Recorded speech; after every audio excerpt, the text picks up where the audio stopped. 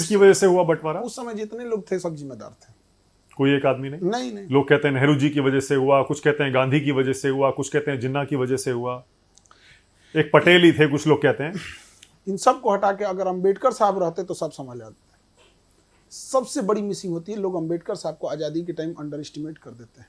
जिसने संविधान लिखा है, जिस संविधान की आप शपथ लेते हैं, उस संविधान के निर्माता को आप पूछते तक नहीं है। संविधान जब देश बनता है तो हम ये पढ़ते हैं, आप तो पैरवी करते हैं सरदार पटेल को होना चाहिए, आप एक आदमी पैरवी करता है जवाहरलाल नेहरू को होना चाहिए। हम ये पूछते हैं क्या इन दोनों से योग्य अंबेडकर साहब नहीं थे?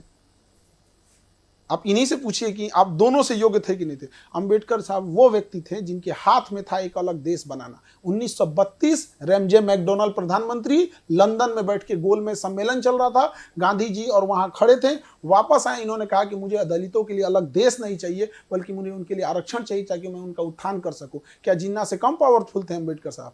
नहीं, उनकी देशभक्ति पे सवाल उठा देते हैं सब। अगर वो चाहते तो वो जैसे जिन्ना ने बनाया था बना सकते थे। सबसे योग्य कोई व्यक्ति था उस समय तो अंबेडकर साहब, जिसकी कोई चर्चा नहीं। उन्हीं को प्रधानमंत्री बनना बिल्कुल चाहिए होना था। चाहिए, तो सब लोग एक्सेप्ट कर लेते, इवन जिन्ना भी एक्सेप्ट कर लेता, इधर इंडिया भी एक्सेप्ट कर लेता। लेकिन अपना पर्सनल ईगो में वो एक इंसान छोटी जाति से आता है, वहां भी दिखा दिया लोग।